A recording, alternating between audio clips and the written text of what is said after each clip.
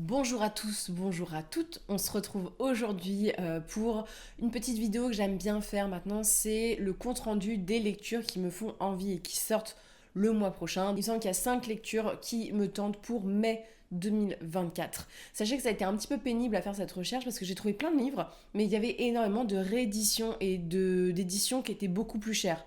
Par exemple, il y avait L'épouse de bois, qui est réédité chez les Moutons électriques, mais vous le trouvez en poche à bien moins cher. Il y a Renégat, par exemple, qui est réédité aussi de Gemmel, qui est encore disponible dans des trucs de poche ou d'occasion et ce genre de choses.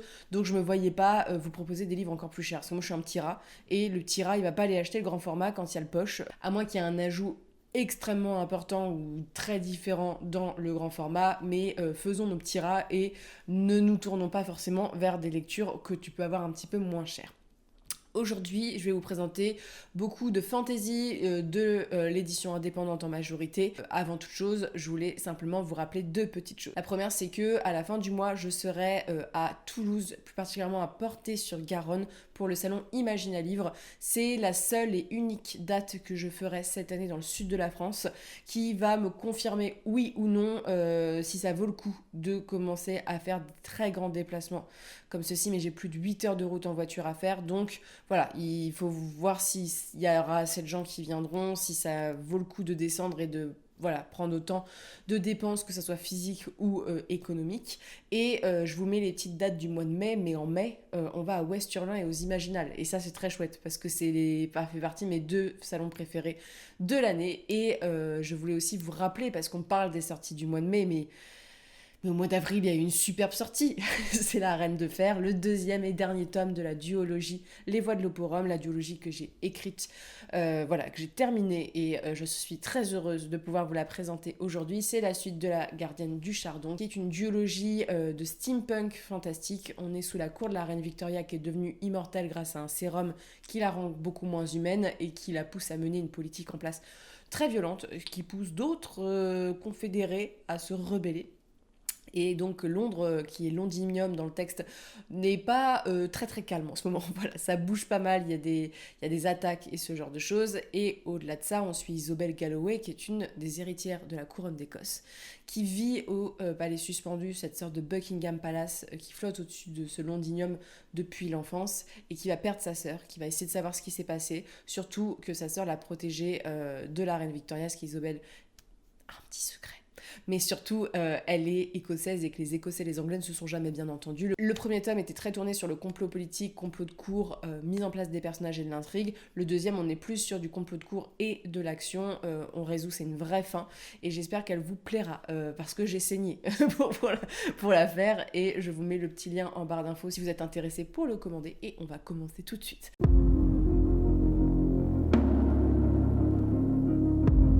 Cessons de déblatérer et plongeons-nous vers des lectures plus ou moins barbares. Je vous le dis parce qu'on va retrouver en premier notre cher barbare national, notre Conan, le Cimérien. Alors Conan de Howard, vous vous doutez bien qu'ils vont pas sortir une nouveauté de Howard, sachant que le monsieur n'est plus de ce monde depuis un certain temps. Ici, c'est une nouvelle publication qui est vendue comme la dernière aventure de Conan, et on va retrouver un Conan un petit peu différent. Là, il est plus là à courir après les nymphes dans les étendues gelées, à combattre les femmes serpents et autres créatures. Voilà, il est pas là pour ça. Conan, il est roi, il est posé, mais il est malade. Et c'est pas une dague ou un poignard qui va forcément le tuer, c'est plutôt la maladie qui est en train de le bouffer. Et plein de gens tournent autour du trône en se disant: le Conan, il va enfin clamser, et je vais essayer de récupérer le pouvoir. Le truc, c'est que Conan, c'est un barbare, il va pas se laisser faire comme ça. Il apprend le fait qu'il y a potentiellement un remède ou un traitement, mais que soit ce traitement le tuera beaucoup plus vite, soit il pourra lui sauver la vie. Et donc voilà, on part sur une dernière quête de notre Conan national. Alors vous savez que Conan, moi je l'aime autant que je n'apprécie pas certains points de vue, parce que c'est assez daté et assez misogyne, mine de rien.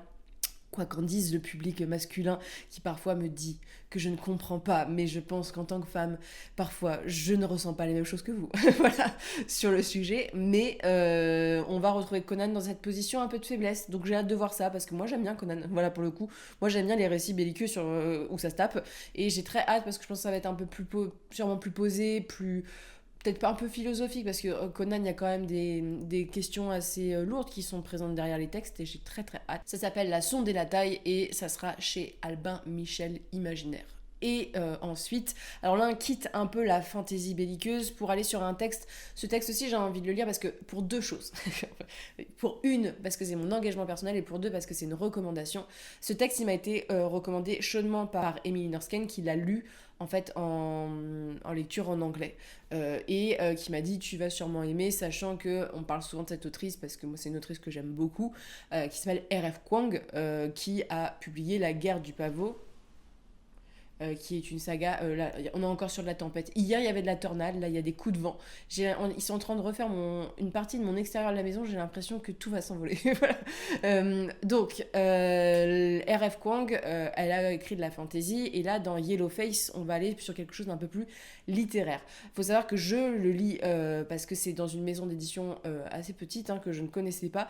Mais surtout, c'est pas publié chez De Saxus. Et le dernier texte de R.F. Kuang était publié chez De Saxus, que je boycotte. Donc, Babel, je ne le lirai pas chez De Saxus. Si je le lis en anglais, et ça c'est chiant parce que si je vous fais la chronique, potentiellement je vais pousser certains à lire chez De Saxus, donc j'ai pas forcément envie de faire ça, et donc je me penche plutôt vers Yellowface, qui est un texte assez intéressant parce que R.F. Kuang, pour ceux qui ne situent pas trop cette autrice, elle est assez engagée sur les questions de racisme et d'héritage et colonialisme et ce genre de choses. C'est assez présent dans ses textes, et dans Yellowface on est dans une lecture contemporaine où on suit, à ce qu'il me semble, dans mes souvenirs de ce qu'Émilie m'avait raconté, une autrice qui est blanche, voilà, qui n'arrive pas trop à percer, et qui va écrire un bouquin, et par un concours de circonstances, je ne sais plus si c'est parce qu'elle connaît l'autrice de base, je ne sais plus si elle vole le manuscrit d'une femme asiatique ou si elle se fait passer pour une femme asiatique pour son manuscrit, mais il me semble qu'elle le vole et qu'elle se fait passer pour quelqu'un qui est décédé. Et ce livre va avoir énormément de succès, et elle va se faire passer pour quelqu'un qui n'est pas de son ethnie, et donc va surfer sur l'engagement derrière le texte, alors que voilà, ça pose des problèmes. Et donc c'est une question sur l'édition, sur le milieu du livre, et sur en ce moment des thématiques assez chaudes, et surtout c'est beaucoup plus prégnant aux États-Unis, mais les questions d'origine des auteurs, de donner la voix aux auteurs, c'est quelque chose qui est important. Et il y a aussi des auteurs qui parfois parlent de sujets sur lesquels ils ne sont pas forcément les plus renseignés ou les plus à même, et je pense que ça va parler aussi de l'invisibilisation de certains par rapport à la littérature. Parce que dans les faits, et moi c'est un truc qui me rend assez triste aussi, mais on reçoit assez peu de récits qui ne sont pas européens. On reçoit peu de récits de personnes qui prennent la plume, de personnes qui sont par exemple issues de l'immigration sur 1, 2, 3, 4 générations, et qui ne s'expriment pas par le biais de la littérature. Et bon, ça tend à changer, mais aux États-Unis, c'est une question extrêmement prégnante. Et donc, voilà, je pense que ça va être très intéressant. Je ne doute pas qu'il soit bien. Émilie m'en avait parlé en très bien, donc j'ai très très hâte. J'ai pris ce livre parce que ça parle de bouffe. Voilà. C'est Les Fourneaux de Crashmore. Si je ne dis pas de bêtises, ça serait bien chez Les Moutons Électriques. Ou Memnos, j'ai un doute. Mais c'est un livre qui va parler un petit peu de cuisine. En fait, on suit, à ce que j'ai compris, une troupe de malfrats qui, pour fuir, va se faire passer pour des cuistots, pour des gens qui font de l'animation, voilà, des intermittents du spectacle, quoi, et qui voyagent, et en fait, lors de leur performance, voilà, un petit peu tout ça, vont se rendre compte que les accessoires par lesquels ils travaillent, donc les costumes et ce genre de choses, portent un passé un petit peu dangereux, et ils vont peut-être regretter de les avoir subtilisés potentiellement. Voilà, j'ai hâte de voir ce que ça donne, parce que moi j'aime beaucoup quand la littérature parle de nourriture. Moi j'aime bien ces tables foisonnantes un peu à Cité du Nord ou Cité du Sud, tu vois, j'ai envie de retrouver un petit peu cette ambiance-ci, et c'est super original. La couverture est très belle, j'aime beaucoup parce qu'elle sort vraiment de l'esthétique. Je peux vous dire que là j'ai passé un peu de temps quand même à chercher les parutions que je trouvais pertinentes. Et en fait, tu vois mais vraiment c'est fou hein, comment l'édition mainstream vraiment, ou même maintenant parce que l'auto-édition reprend les clichés aussi, mais c'est les mêmes titres, c'est les mêmes couvertures, il y a des moments j'ai quasiment l'impression que c'est les mêmes romans, donc là on est sur quelque chose de totalement osé et c'est vraiment très chouette, j'aime beaucoup l'esthétique du livre. Je trouve qu'on voit moins ça chez les éditeurs que je suis. Ensuite, j'ai très très hâte parce que c'est la suite d'un cycle que j'ai beaucoup aimé et qui est écrit par une autrice qui est très très importante dans l'imaginaire parce que c'est une des premières femmes qui a connu le succès. C'est le cycle de Simon de André Norton. On avait eu le premier et là c'est la suite. Alors pour ceux qui ne connaissent pas trop ce cycle, c'est l'histoire d'un homme qui... c'est une sorte d'isekai en fait, mais en bien parce que je déteste les isekai. Mais c'est un homme qui va être... balancé dans un autre monde, voilà, par un concours de circonstances, et qui va se rendre compte que dans ce monde-ci, il y a des sorcières qui sont en grand péril et qui va rejoindre parce que une technologie se met en place. Et voilà, c'est l'aventure de Simon auprès de cette matriarchie extrêmement badass et cool. C'est un livre qui est étonnamment brillant du fait que pour l'époque où il est sorti, hein, on est sur des autrices des années 50, 60, 70. C'est hyper féministe. Du moins, c'est considéré comme un des premiers textes qui met les personnages féminins dans une posture importante, d'égalité avec les hommes, genre les sorcières, elles sont badass de fou, elles ont un rôle prégnant, c'est des vrais modèles de femmes fortes. Moi, elles me font penser beaucoup à la figure de la fée dans les littératures du Moyen-Âge, des belles femmes avec des dons, de la puissance, et c'est hyper sympa à lire, et moi je trouve que c'est important quand on veut un peu lire l'imaginaire de retourner parfois aux sources, et c'est des sources un peu moins lues, mais c'est hyper hyper intéressant de voir que déjà à l'époque il y avait des voix et des plumes qui s'exprimaient mais qu'on les voyait un petit peu moins, et je suis hyper contente que Memnos republie ce cycle parce que merci de redonner la parole à André Norton, et ce cycle qui est un grand cycle, mais j'ai beaucoup aimé moi pour le coup parce que même si c'est un peu désuet, ça mélange fantasy et quasiment c'est même pas steampunk mais un peu parce qu'il y a de la machinerie et tout, c'est très très avant-gardiste pour le coup. Et enfin, un livre chez 10-18, et je sais pas ce qu'il fout chez 10-18, parce que moi j'ai travaillé pour Univers Poche et je suis en mode, ce livre serait mieux chez Fleuve et leur collection imaginaire, donc je ne sais pas trop.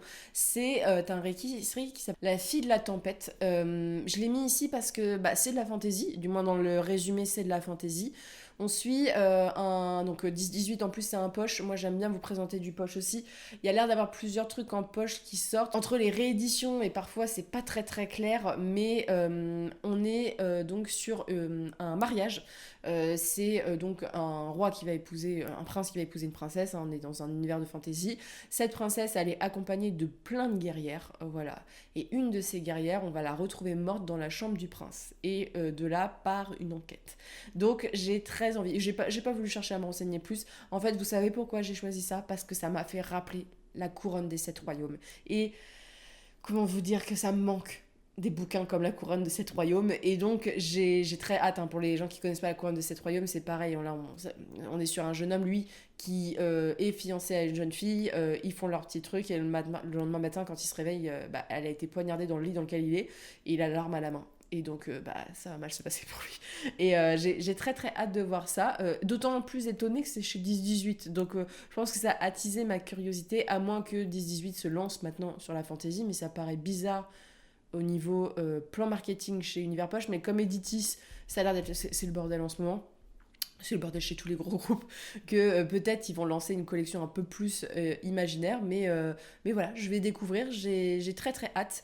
Il y a beaucoup beaucoup de rééditions ce mois-ci, de livres qui sont vendus soit comme des nouveautés, alors avec des nouvelles couvertures, mais en fait c'est des vieilles rééditions. Là j'ai essayé de vous présenter des livres en majorité qui sont des nouveautés, et j'espère que ça vous a plu. N'hésitez pas à me dire ce que vous en avez pensé, ce que vous attendez vous personnellement pour ce mois de mai 2024. Il y a énormément de choses. Le mois de mai c'est un des mois les plus chargés en termes de parution, hein, parce que souvent il y a les salons, il y a la rentrée littéraire qui va arriver en septembre, mais il y a déjà des gens qui préparent le terrain, donc voilà, il y a pas mal de choses, et j'espère que vous trouverez votre bonheur, parce que moi il y a beaucoup de choses qui me tentent.